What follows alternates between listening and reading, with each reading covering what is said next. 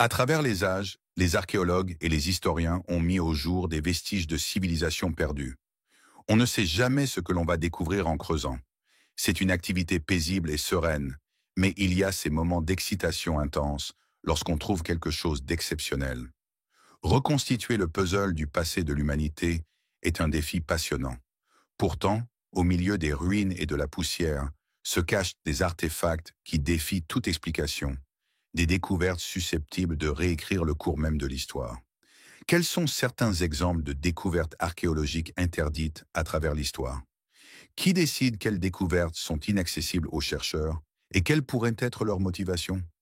Rejoignez-nous pour découvrir 20 découvertes que les archéologues et les historiens ont été interdits d'étudier afin de ne pas remettre en question l'histoire établie. Numéro 20. La pyramide chantante, construite vers l'an 1100 après Jésus-Christ. Gili, cette pyramide renferme un mystère acoustique fascinant. Lorsque l'on se tient au pied de son imposant escalier et que l'on applaudit, un son extraordinaire résonne en retour. Un écho semblable aux cris clairs et sacrés des oiseaux, profondément vénérés dans la culture maya. Ce phénomène acoustique est rendu possible par la conception unique de la pyramide.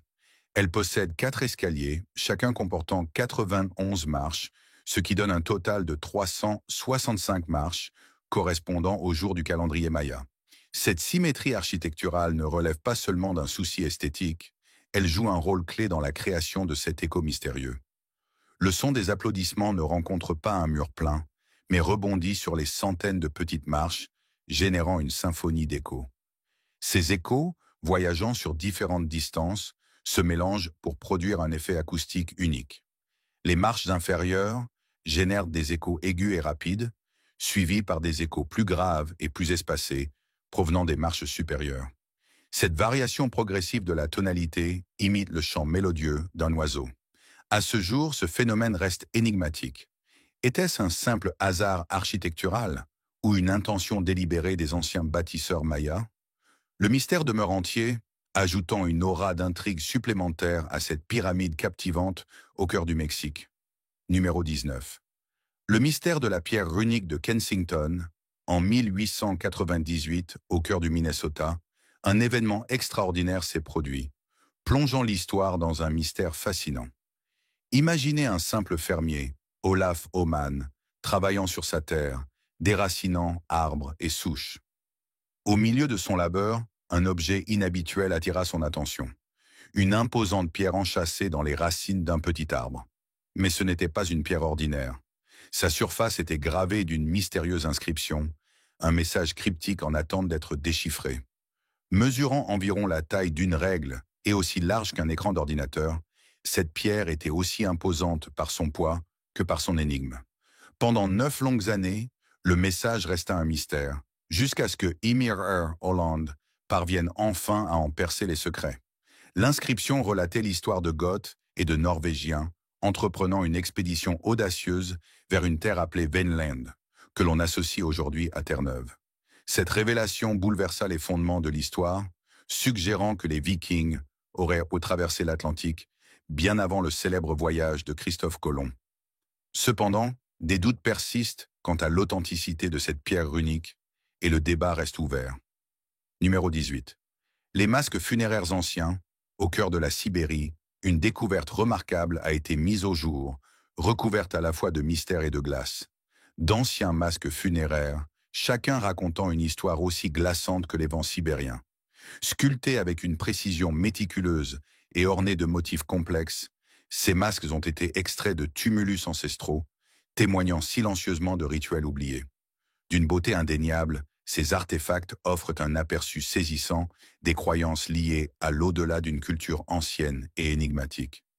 Mais ce n'est pas seulement leur esthétique qui intrigue, ce sont aussi les irrégularités dans leur conception et leurs symboles qui suscitent la controverse parmi les historiens et les archéologues. De nombreuses questions restent sans réponse. Qui étaient les personnes représentées par ces visages? Pourquoi certains masques semblent-ils défier l'iconographie connue des tribus sibériennes? Pourraient-ils être les vestiges d'une civilisation sibérienne oubliée, susceptible de bouleverser notre compréhension de l'histoire de l'Eurasie ancienne? Pourtant, derrière l'enthousiasme de cette découverte majeure, certains souhaitent que ces masques restent énigmatiques. redoutant les révélations qu'il pourrait apporter. Mais le désir de percer, leur secret demeure irrésistible pour ceux qui cherchent en la vérité. Numéro 17. La grotte de Sandia, nichée dans l'étendue sauvage des montagnes Sandia, près d'Albuquerque, au Nouveau-Mexique, se trouve une merveille archéologique, la grotte de Sandia. Ce site remarquable n'est pas une simple cavité rocheuse. C'est un lieu d'une importance historique majeure, classé monument historique national. Outre son intérêt archéologique, il revêt une profonde signification culturelle pour plusieurs groupes pueblos. Dans les années 1930, l'archéologue Frank Hibben y mena des fouilles et fit des découvertes stupéfiantes qui remirent en question nos connaissances sur l'habitation humaine en Amérique du Nord. Contrairement aux idées reçues, ces recherches révélèrent que des humains avaient occupé cette grotte bien plus tôt qu'on ne l'imaginait. Cependant, ces découvertes suscitèrent des controverses, certains scientifiques doutant de leur authenticité. Malgré cela, l'intérêt pour la grotte de Sandia ne faiblit pas. Les plafonds portent encore les traces noircies par la fumée de générations passées, preuve de son utilisation prolongée comme abri. Malheureusement, le temps n'a pas épargné ce trésor historique. Le vandalisme et les graffitis ont dégradé ses parois, incitant à des efforts de conservation pour préserver son intégrité. Pour ceux qui souhaitent explorer ce lieu mystérieux, il est essentiel d'être bien équipé. Le sentier menant à la grotte est difficile, nécessitant un effort physique important et l'ascension d'un escalier métallique circulaire. Mais une fois à l'intérieur, une vue imprenable sur le canyon de Lys récompense les aventuriers. Numéro 16. La colline espagnole. Si vous vivez près de la Pennsylvanie, vous avez peut-être entendu parler de l'intrigante Spanish Hill. Située près de Hesse à Athens, à la confluence des rivières Chim et Susana, cette colline fascine les curieux depuis des siècles. D'un point de vue géologique, Spanish Hill est une formation glaciaire à sommet plat, s'élevant à plus de 70 mètres au-dessus de la plaine inondable de la rivière Chemung. Couvrant environ 10 hectares, elle contraste fortement avec le paysage environnant. Cette position stratégique en fit un site clé pour les Indiens Santa, peut-être l'un des plus grands établissements de la région. Pourtant, malgré son importance, l'origine de son nom et sa signification historique restent enveloppées de mystère.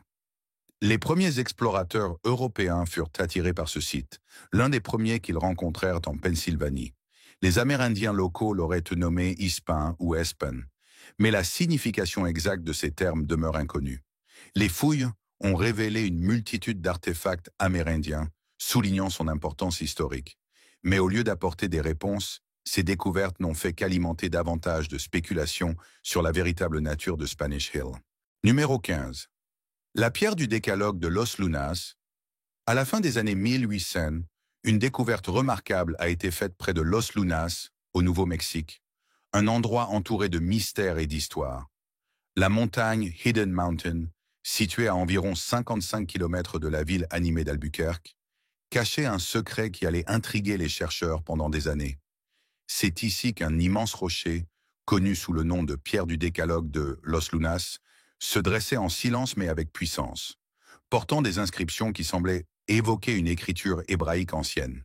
Ces marques, semblables à une version condensée des 10 commandements sacrés, étaient gravées à la surface de la pierre, laissant entrevoir un lien avec un passé lointain. En 1933, le professeur Frank Hibbens, un passionné d'antiquité, est tombé sur ce rocher énigmatique. Ses origines remontent aux années 1800, lorsqu'un jeune chasseur de trésors l'a découvert pour la première fois. Malgré les sceptiques qui soulignaient des incohérences dans la ponctuation des inscriptions, le linguiste Barry Fell a défendu leur authenticité, affirmant que cette ponctuation correspondait aux normes anciennes de l'écriture. Cependant, d'autres ont rejeté ces irrégularités comme preuve d'un faux, tandis que certains y voyaient une énigme encore à élucider. L'importance de la pierre du décalogue de Los Lunas réside dans son potentiel à réécrire l'histoire. Certains pensent qu'elle suggère une arrivée précoce d'Israélites en Amérique, une hypothèse qui remet en question les récits traditionnels sur l'exploration et la découverte du Nouveau Monde. Numéro 14. La cale en aluminium d'Ayoud. La cale en aluminium trouvée à Ayoud reste une énigme archéologique des plus perplexes, découverte profondément enfouie sous des couches de sol, près de cette ville roumaine en 1974. Datant de plus de 10 000 ans, Cet artefact défie toutes les explications conventionnelles, laissant les experts perplexes. Ce qui distingue cette découverte, ce n'est pas seulement son ancienneté, mais aussi sa composition. Faite d'un alliage d'aluminium, un matériau considéré comme hors de portée des civilisations antiques, elle remet en question toute la chronologie des avancées technologiques humaines. L'aluminium, connu pour son usage répandu à l'époque moderne, n'a été produit en grande quantité qu'au XIXe siècle. Pourtant, nous avons ici une pièce d'ingénierie de précision ressemblant à des composants utilisés dans l'aéronautique contemporaine, enfouis sous une terre ancestrale. C'est un paradoxe enveloppé de mystère, un témoignage de l'ingéniosité d'une civilisation disparue. Cette découverte ne se contente pas de remettre en cause notre compréhension de l'histoire, elle défie également la notion même du temps. Numéro 13. Les pierres électriques, une récente découverte de pierres remarquables dans les profondeurs de Monono, en République démocratique du Congo, a suscité une fascination mondiale. Cette découverte captivante a émergé grâce à une vidéo virale où des habitants locaux ont dévoilé un phénomène véritablement stupéfiant. En pressant ces pierres les unes contre les autres, des étincelles jaillissent, rappelant l'éclat éblouissant d'un soudage métallique. Ces pierres possèdent une beauté énigmatique, avec leur apparence brillante et nuageuse, et une énergie inexpliquée qui défie la compréhension conventionnelle. La vidéo a alimenté de nombreuses spéculations. Certains passionnés ont comparé ces pierres au vibranium fictif illustré dans les bandes dessinées et films Black Panther, suscitant des rêves de merveilles futuristes. D'autres se sont demandé si ces pierres contenaient des minéraux ou des éléments inconnus, laissant présager de potentielles découvertes scientifiques révolutionnaires. Une vidéo particulièrement intrigante montre une petite pierre connectée à une ampoule via des fils, prétendument capable de l'alimenter pendant 72 heures.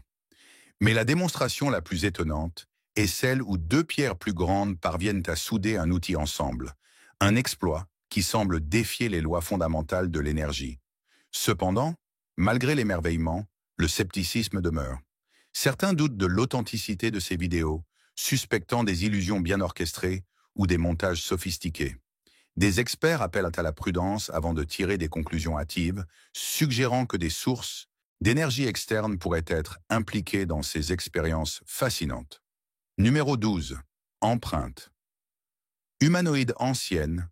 Pendant l'été calme de 2002, des chercheurs ont fait une découverte extraordinaire près du paisible village de Troulos. Des empreintes anciennes gravées dans la roche.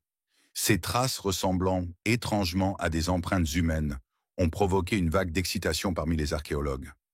Cette découverte a marqué un tournant dans l'histoire archéologique, car ces empreintes semblaient offrir un aperçu d'une époque révolue, il y a environ 5,7 millions d'années. La similitude frappante avec les empreintes humaines suggérait l'existence d'une espèce qui arpentait la Terre bien avant l'émergence de l'Homo sapiens. Mais l'intrigue ne s'est pas arrêtée là. Des études récentes ont encore repoussé l'âge estimé de ces empreintes à environ 6 millions d'années. Pour mettre cela en perspective, ces empreintes sont bien plus anciennes que les célèbres traces de Lucie découvertes en Tanzanie, qui datent d'environ 3,2 millions d'années. Ce qui est particulièrement fascinant, c'est leur forme. Elles ressemblent fortement à des pieds humains modernes, avec 5 orteils distincts sans griffes apparentes. L'alignement du gros orteil est parallèle aux autres, et on distingue une courbure marquée à la base du pied, contrastant nettement avec les empreintes des singes, qui ressemblent davantage à une main avec un gros orteil orienté sur le côté.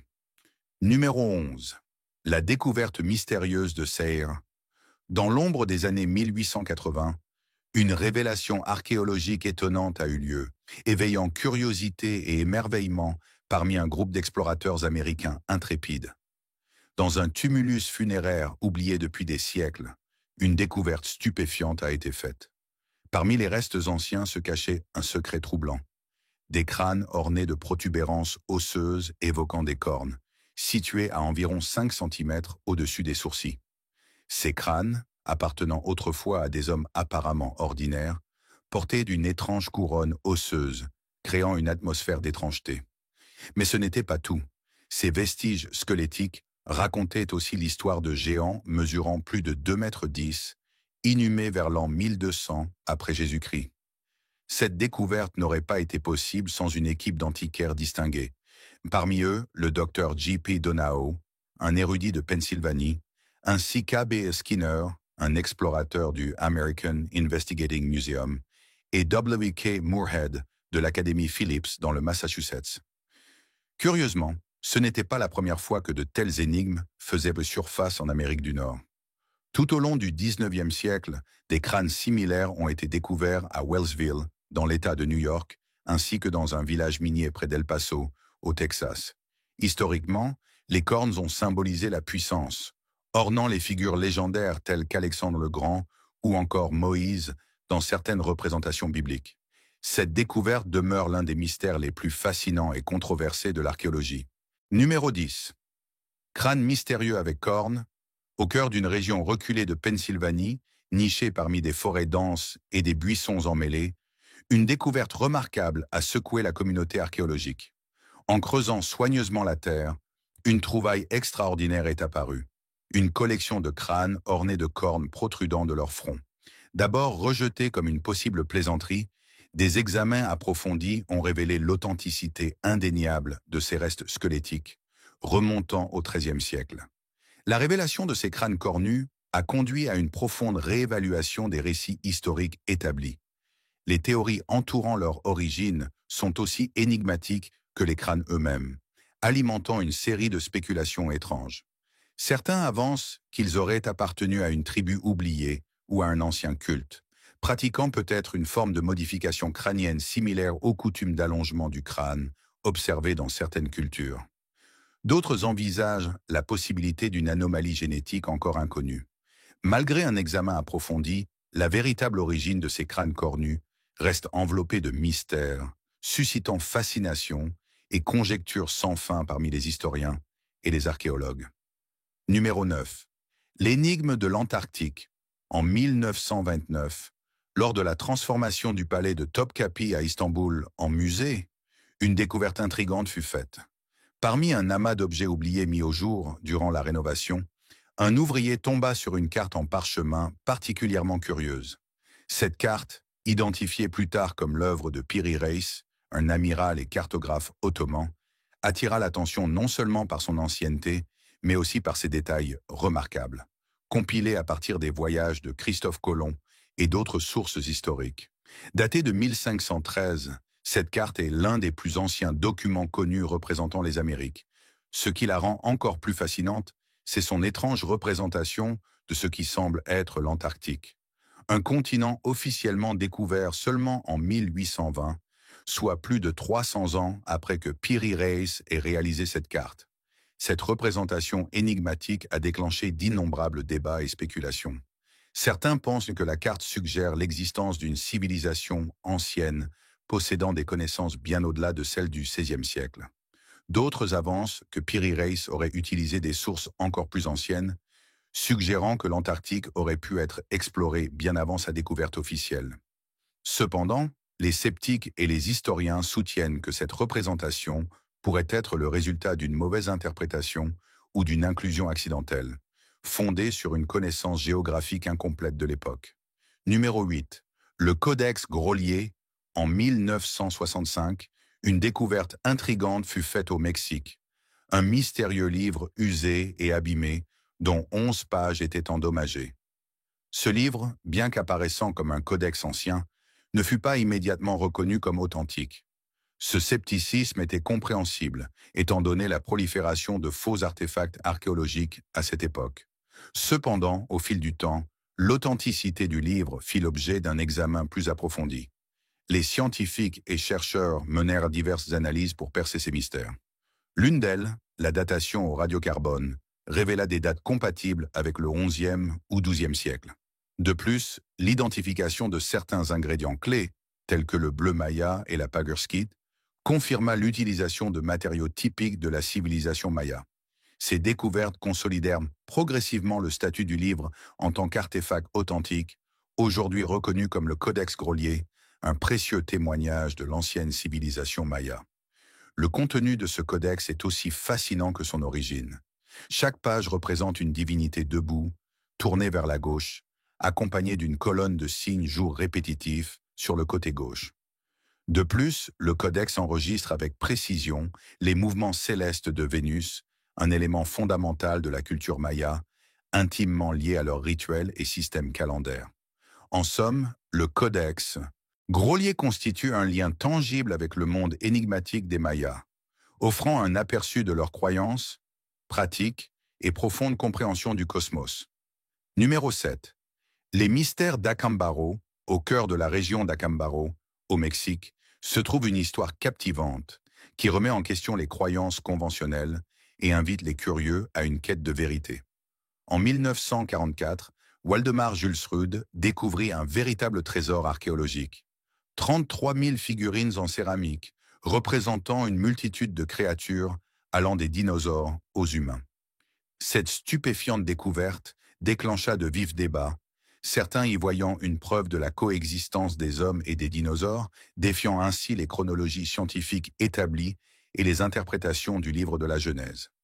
Cependant, malgré l'enthousiasme suscité par cette trouvaille, le scepticisme ne tarda pas à émerger.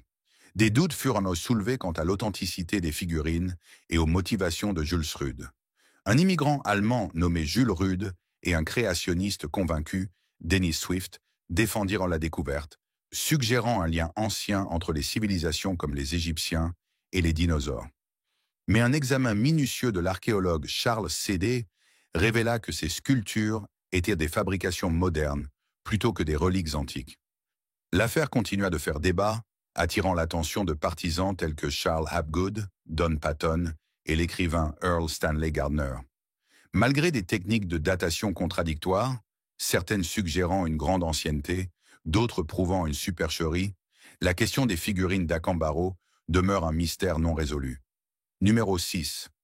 L'art des grottes d'Altamira, au cœur de l'Espagne, caché dans les grottes d'Altamira, se trouve une incroyable fresque préhistorique.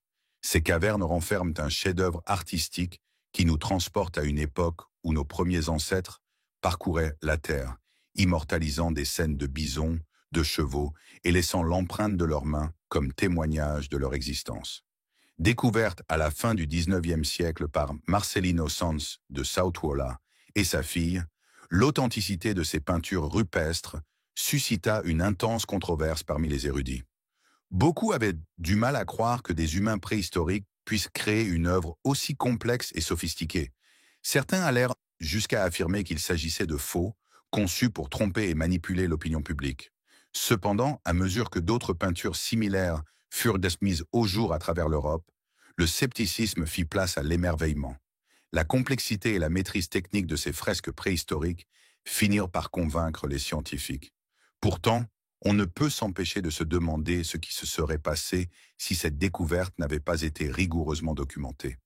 Sans ces preuves indéniables du talent artistique de nos ancêtres, leur génie aurait pu être relégué au rang de légende, balayé par le doute et l'oubli. Maintenant, c'est l'heure du choix du jour par nos abonnés. Les archéologues et les historiens étaient interdits d'étudier ces découvertes afin de ne pas réécrire l'histoire. Dans les profondeurs d'une vallée oubliée, reposaient des secrets enfouis qui défiaient le récit historique connu. C'était un lieu empreint de mystère, gardé par les ombres du temps, où les archéologues et les historiens n'osaient en s'aventurer, car il leur était interdit d'étudier les vestiges qui s'y trouvaient. Au milieu du feuillage luxuriant et des ruines en ruines, une silhouette solitaire se tenait là, contemplant l'entrée interdite d'un réseau souterrain. Le docteur Amelia Road, archéologue de renom, ressentait le poids de l'anticipation alors qu'elle se préparait à défier le décret qui entravait sa profession. Avec une détermination née de la curiosité et une soif de vérité, elle s'avança dans l'obscurité, le cœur battant d'excitation. À la lumière vacillante de sa torche, elle mit au jour des artefacts qui racontaient une histoire effacée depuis longtemps des annales du temps, des vestiges d'une civilisation bien plus avancée que tout ce que les savants modernes connaissaient. Parmi ces artefacts, le Dr Rhodes découvrit une série de tablettes finement sculptées, chacune portant des symboles cryptiques et des inscriptions énigmatiques. Mais alors qu'elle plongeait plus profondément dans ces textes interdits, elle comprit les implications de ces découvertes. Elle menaçait de réécrire la trame même de l'histoire. Qu'est-ce qui a poussé le docteur Amelia Road à braver l'interdiction d'étudier ces vestiges interdits? Quels secrets renferment les artefacts exhumés par le docteur Road? Et en quoi remettent-ils en question notre compréhension de l'histoire? Partagez vos réflexions et commentaires ci-dessous. Numéro 5. Trois tombeaux. La civilisation égyptienne antique fascine l'humanité depuis des siècles, avec ses dirigeants énigmatiques, laissant derrière eux un héritage qui continue de nous intriguer aujourd'hui. Parmi ces souverains, une figure se distingue. Akhenaton, autrefois connu sous le nom d'Amenhotep IV. Il régna vers 1353 avant Jésus-Christ et est peut-être le plus célèbre pour être le père du jeune pharaon Toutankhamon. Ce qui rend Akhenaton particulièrement fascinant, c'est le mystère entourant son lieu de repos final. Au lieu d'un seul, il existe trois tombeaux qui lui sont associés. Le premier, initialement pris pour appartenir à une autre époque, fut découvert en 1817 dans la vallée des Rois par Giovanni Battista Belzoni. Plus tard, l'équipe d'Akhenaton suggéra qu'il pourrait bien s'agir de sa tombe, la datant de son règne vers 1353 avant Jésus-Christ. Un autre tombeau, situé dans la 25e dynastie capitale d'Akhenaton, fut découvert en 1907. Malgré des dommages, il contenait des artefacts et des bas-reliefs représentant Akhenaton, sa reine Néfertiti et leur fille. Des objets liés à sa seconde épouse Kia et à son célèbre fils Toutankhamon furent également mis au jour à proximité, laissant entrevoir un lien royal. Numéro 4. Runemo. Runemo est une merveille archéologique nichée à Bingo, en Suède. Ce site mystérieux, connu sous le nom de Kragt Droit Dyke, intrigue les chercheurs et les habitants depuis des siècles avec ses marques énigmatiques s'étendant sur environ 22 mètres. L'intrigue autour de Runemo remonte au XIIe siècle, lorsque le chroniqueur danois Saxo Grammaticus le mentionna pour la première fois, le décrivant comme une falaise ornée de lettres étranges. Un mystère qui persistait déjà à l'époque. Malgré les efforts du roi danois Valdemar Ier, qui envoya des experts pour déchiffrer ces gravures, le temps et les éléments les avaient rendus illisibles. Au XIXe siècle, Runemo devint le centre d'un débat académique passionné. En 1833, l'Académie royale danoise des sciences organisa une expédition pour étudier ces runes. Le philologue Finnur Magnusson, après plusieurs tentatives, prétendit avoir percé le code et interpréta les inscriptions comme une ancienne ode au roi Ilden lors de la bataille de Bala. Cependant, son interprétation suscita des controverses et fut largement contestée. Par la suite, le scientifique suédois John Jacob Berzelius proposa une théorie radicale, suggérant que ce qui ressemblait à des runes n'était en réalité que des fissures naturelles dans la roche, causées par une ancienne activité volcanique. Numéro 3. Un masque funéraire révèle un secret étrange. Un mystère étrange intrigue les archéologues russes alors qu'ils explorent l'histoire inhabituelle d'un enterrement avec un crâne de mouton. Cette histoire captivante commença avec la découverte d'un magnifique masque d'argile au sein d'un tumulus funéraire sibérien. Exhumé par le professeur Anat Martinov en 1968, le masque fut initialement attribué à un jeune guerrier enterré dans le tumulus Chovski numéro 6. Cependant, des investigations récentes menées par la professeure Natalia et le docteur Constantine Cooper ont révélé une surprise inattendue. Contrairement aux attentes, la tête d'argile ne renfermait pas un crâne humain, mais celui d'un mouton.